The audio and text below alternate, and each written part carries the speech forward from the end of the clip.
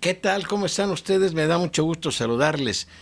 Quiero comentarles algo que pasa desapercibido para los mexicanos ahorita, pero que está revestido de peligro, de atentado contra los derechos humanos, contra la libertad de expresión. Son de esos acuerdos secretos que celebra el gobierno imperialista de los Estados Unidos con el débil gobierno y desacreditado y desprestigiado gobierno de Enrique Peña Nieto. Tratan a como dé lugar de silenciar todo lo que son las redes sociales. Entre otras cosas, también tratan de desaparecer las medicinas que se llaman genéricas, porque supuestamente las grandes empresas norteamericanas, los laboratorios, se ven afectados. Hay cosas muy desaseadas que el presidente Peña Nieto acuerda en secreto con el presidente Barack Obama y que nos afecta a los mexicanos. Esto es delicado, esto es grave. Yo le quiero dar lectura a este documento porque vale la pena hacerlo. Claro, yo ya tengo la idea porque estoy informado y porque me he impuesto del contenido de varios documentos que manejan en forma secreta, pero que medios de comunicación, por ejemplo, de Estados Unidos o de otras instituciones, los han dado a conocer.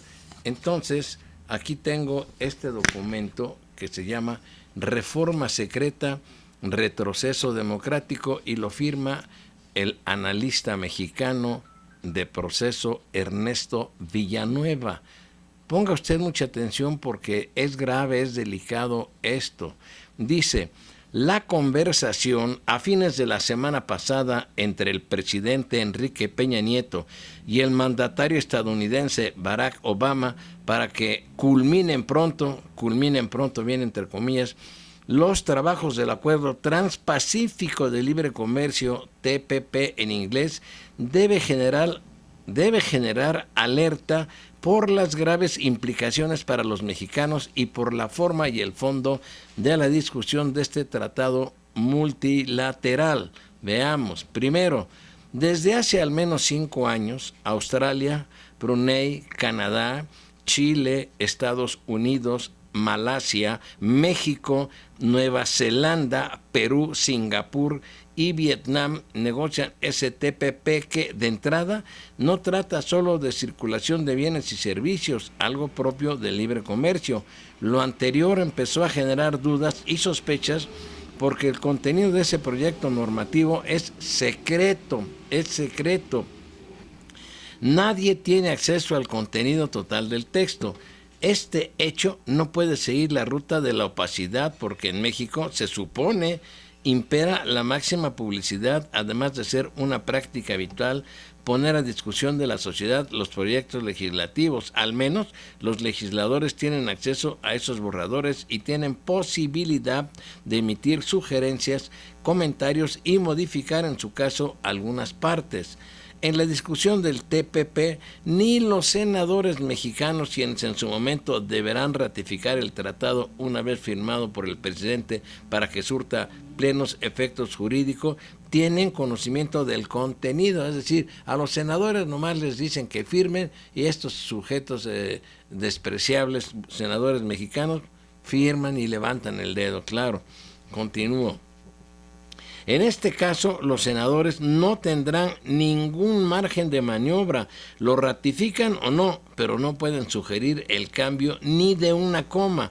Por regla general, los tratados y convenciones contienen derechos más avanzados que los existentes en el país, razón por la cual se ha logrado que con la reforma constitucional de 2011 esas disposiciones tengan un nivel de norma constitucional. Hoy este proyecto es la excepción. El mecanismo ordinario para reformar, suprimir o ampliar el contenido normativo de la Constitución Política de los Estados Unidos Mexicanos sigue un proceso complejo por tratarse de la máxima norma jurídica del país. Cualquier modificación se debe aprobar por las dos cámaras del Congreso, después someterla a la aprobación de la mitad más uno de los congresos de los estados de la República y al final debe ser promulgada por el presidente de la República y publicada en el Diario Oficial de la Federación. La vía de los tratados y convenciones, en cambio, es fast track, porque generalmente vienen a refrescar el marco normativo con normas protectivas y progresistas. Hoy no es el caso. Segundo, gracias a las filtraciones de Wikileaks y al acceso a varios extractos del proyecto, el cual paradójicamente sí conocen en su totalidad los lobistas de las grandes empresas para hacer sugerencias, se puede saber que no se trata de un tratado inocuo para la mayoría de la población. Al contrario, su contenido se ha mantenido en secreto porque se tratan 4 ejes temáticos de suma gravedad. Ahí le van. Limitaciones a los derechos humanos en Internet. Esto es muy grave. Limitaciones a los derechos humanos en Internet. B. Obstáculo al acceso a medicamentos genéricos. C. Obstáculos al conocimiento y la cultura. Y D. Obstáculos a los derechos de los consumidores. La organización TPP Abierto de Chile logró generar un movimiento ciudadano y político sobre el impacto de semejante normativa en proyecto. Es evidente que los mexicanos estarían en contra de afectarse a sí mismos si tuvieran la información. El proyecto prevé convertir a los proveedores de acceso a Internet en los responsables de censurar los contenidos sin que medie intervención de un juez de derecho. Ello limitaría sobremanera la libertad de expresión en México, en el único espacio hasta ahora menos regulado. También se prevé ampliar el plazo de protección a las patentes de medicamentos, lo cual va a implicar que los genéricos reduzcan su presencia y los costos en los fármacos. Vuelvo a repetir este párrafo para que quede claro. También se prevé ampliar el plazo de protección a las patentes de medicamentos, lo cual va a implicar que los genéricos reduzcan su presencia y los costos de los fármacos suban en perjuicio de la inmensa mayoría. Peor aún, la medicina tradicional, aquella que no tenga una patente de procedimientos quirúrgicos y médicos alópatas, es decir, la medicina convencional, estarían prohibidas, con un efecto en la economía de los que menos tienen y en las ventajas que esa medicina alternativa ha dado a muchas personas. Y así se podrían enumerar más cosas que circunstancialmente se conocen.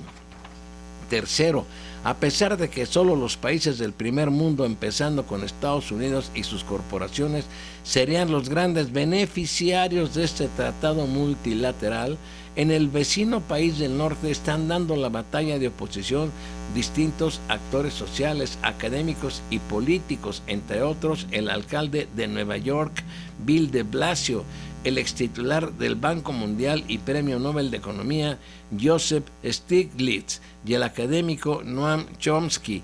Todos cuestionan la bondad del TPP.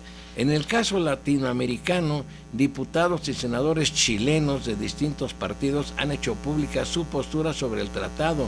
Entre otras cosas, señalan, entre comillas, el desarrollo de cualquier política pública en materia de trabajo, medio ambiente, salud, medicamentos, propiedad intelectual, Internet, libre competencia, inversiones, entre otras cubiertas por el TPP, debe ser discutido abiertamente bajo estándares de deliberación democrática y transparencia que esta negociación no tiene, y debe considerarse siempre la realidad y diversidad social, cultural y económica de nuestro país.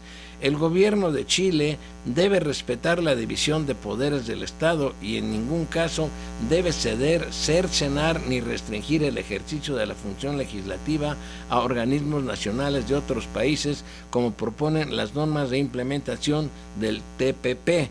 Aquí el Senado, es decir, aquí en nuestro país el Senado no se ha dado por enterado.